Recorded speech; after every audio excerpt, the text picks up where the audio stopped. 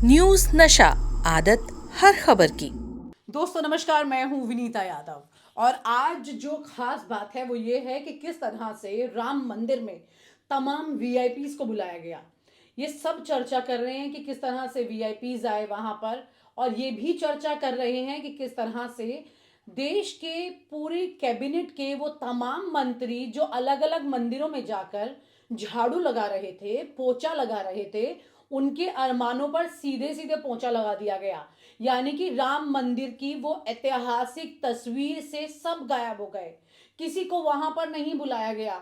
ऐसी क्या वजह थी? ये तो सबको पता है कि मोदी जी को कैमरे के आगे आने वाला कोई भी व्यक्ति पसंद नहीं है, लेकिन साथ में किसी को साथ खड़ा कर लेते तो कौन सी बड़ी परेशानी थी। लेकिन यहाँ पर मोदी जी को ये पसंद नहीं था, तो इसलिए ये नहीं हुआ।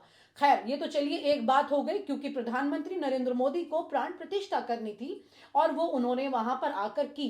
हालांकि उनसे पहले अनिल मिश्रा आरएसएस के जो हैं वो लगातार अपनी पत्नी के साथ वहां पूजा कर रहे थे, लेकिन वो तस्वीरें मीडिया ने नहीं दिखाई। तस्वीर दिखाई सिर्फ और सिर्फ प्रधानमंत्री वाली। और प्रधानमंत्री की तस्वीर दिखाई भी क्यों नहीं? आखिरकार वो प्रधानमंत्री हैं, और देश के वो प्रधानमंत्री जो अभी दूसरी बार चुने गए और तीसरी बार की तैयारी वो कर रहे हैं, और पार्टी दावा भी कर रही है कि वो बड़े अच्छी बढ़त से सामने आ भी जाएंगे। लेकिन इससे बड़ी बात यहां पर ये देखने को मिलती है कि वहां पर वो जो लिस्ट है लोगों की जो वहां मौजूद थे, वो कौन कौन लोग थे और किस तरह से उनको वहां पर जब बुलाने के लिए न्योता दिया गया था। सोशल मीडिया पर लगातार उनके वीडियोस चल रहे थे।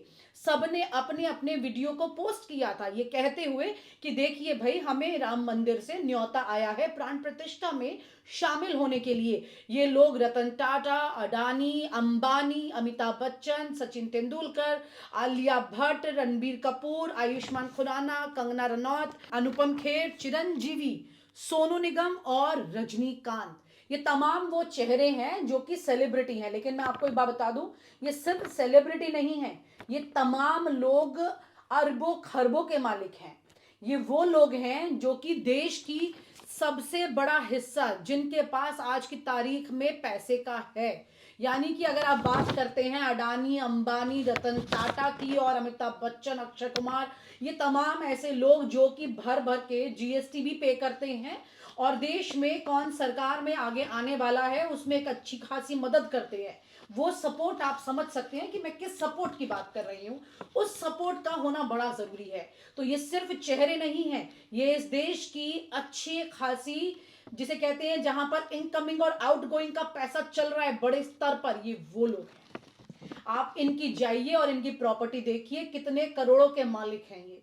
अगर देश की लगभग 85% कहा जाए तो इन सब लोगों के पास वो पैसा मिल जाएगा, देश का जीडीपी इनके पास घूमता हुआ नजर आएगा।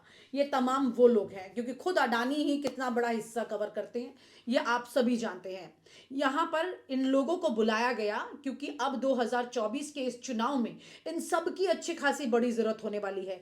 वो लोग यूं ही बोलते हैं कि देखिए वीआईपी को बुला लिया, खरबपतियों को बुला लिया, और उनको नहीं बुलाया जो असल राम के भक्त हैं, यानी कि भावना से जो आते हैं। भावना से आने वालों की जगह जो थी वो मंदिर के बाहर कहीं पर थी, जिसकी चर्चा बहुत ज्यादा टीवी मीडिया ने नहीं की। सोशल मीडिया पर चर्चा हो रही होगी, लेकिन बड़ा सवाल यह है कि जो भावना वाले लोग थे उनको इस तरह का वीआईपी अरेंजमेंट नहीं मिलने वाला था। और ऐसा वो सोचे भी तो उनकी गलती है भाई, होगा कैसे? वीआईपी अरेंजमेंट तो उनके लिए होगा जिसके पास पैसा है। जिसके पास पैसा है उसी को जगह मिलती है, चाहे वो राम जी के चरणों में ही क्यों ना हो, चाहे उनकी प्राण प्रतिष्ठा के लिए ही क्यों ना हो। वरना ऐसा अगर नहीं होता तो तमाम आम जन जो ना जाने कितने दिनों से आकर के वहां बैठे थे, वो सब वहां मौजूद होते। इनकी तरह स्पेशल चॉपर लेकर के लैंडिंग नहीं करते, दर्शन करके फिर अपने घर वापस नहीं चले जाते। असल राम के जो भक्त थे वो बाहर लाइन में खड़े रहे, और यही तो उनके लिए प्राण प्रतिष्ठा पर परीक्षा की घड़ी थी, और उन्होंने अपनी उस पूरी परीक्षा को पार किया होगा। अभी भी वो उसी की गुणगान भी कर रहे होंगे कि देखिए हमने ऐसा किया। लेकिन उनकी सुनता कौन है? और सुनेगा भी क्यों? क्योंकि उनके पास ये अरब खरब का पूरा संपत्ति का ब्यौरा नहीं है, इतनी बड़ी जीडीपी के मालिक नहीं है वो इस वक्त।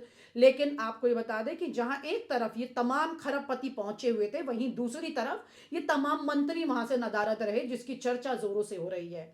मैं नहीं जानती कि किस तरह से जनता इसको पूरी तरह ये साबित कर सकती है कि देखिए कैबिनेट के इन तमाम मंत्रियों क्यों नहीं बुलाया? क्योंकि आज की तारीख में देश में दो हिस्से हो गए हैं। एक तरफ कहेगा कि देखिए इनको नहीं बुलाया, इनको आउट कर दिया क्योंकि मोदी जी सिर्फ अपना चेहरा दिखाना चाहते हैं, और दूसरा हिस्सा सिर्फ ये कहेगा कि इसलिए नहीं बुलाया क्योंकि देश में अलग अलग जगह जाकर इनको प्रचार करना था। लेकिन सच्चाई ये है कि जब सरकार का नुमाइंदे के तौर पर आप प्राण प्रतिष्ठा करने जाते हैं तो ये सब भी तो सरकार का हिस्सा थे, इनको अपना हिस्सा आपने क्यों नहीं बनाया? और अगर आप बात करते हैं खरबपति लोगों की जो कि चार्टर से लैंडिंग कर करके वहां आ रहे थे, जिस पर सबसे बड़ा सवाल शंकराचार्य ने उठाया था और उसको आपने फाइनली साबित कर दिया कि, और शंकराचार्य ने और तमाम पॉलिटिकल पार्टीज ने, यहाँ तक कि अखिलेश यादव ने ये बोला भी था कि जब वीआईपीज के दर्शन पूरे हो जाएंगे तब हम बाद में दर्शन करने जाएंगे।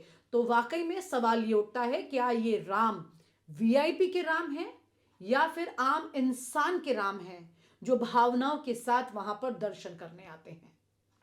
ये मंदिर मात्र एक देव मंदिर नहीं है, ये भारत की दृष्टि का, भारत के दर्शन का, भारत के दिग्दर्शन का मंदिर है। ये राम के रूप में राष्ट्र चेतना का मंदिर है।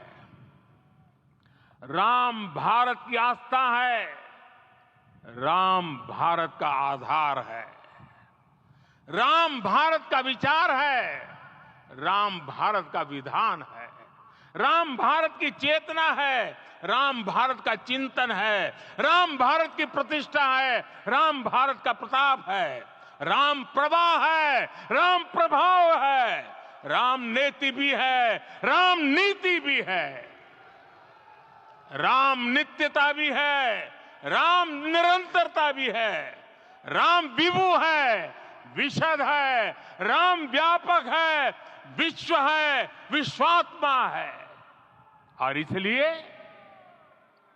जब राम की प्रतिष्ठा होती है तो उसका प्रभाव वर्षों या शताब्दियों तक ही नहीं होता, उसका प्रभाव हजारों वर्षों के लिए होता है।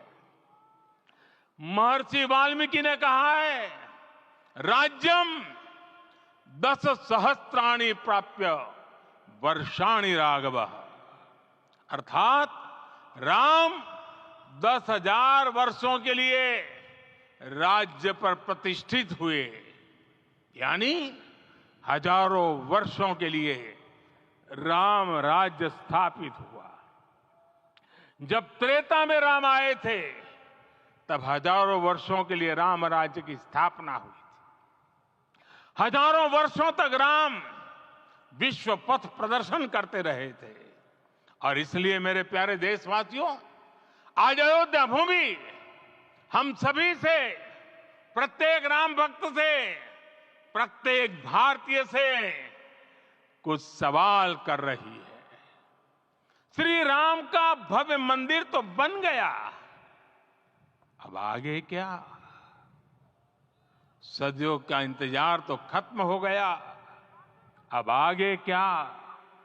आज के इस अवसर पर जो दैवीय आत्माएं हमें आशीर्वाद देने के लिए उपस्थित हुई हैं, हमें देख रही हैं, उन्हें क्या हम ऐसे ही विदा करेंगे?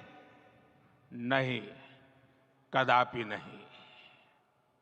आज मैं पूरे पवित्र मन से महसूस कर रहा हूं कि काल चक्र बदल रहा है। ये सुखद संयोग है कि हमारी पीढ़ी को एक कालजयी पथ के शिल्पकार के रूप में चुना गया है।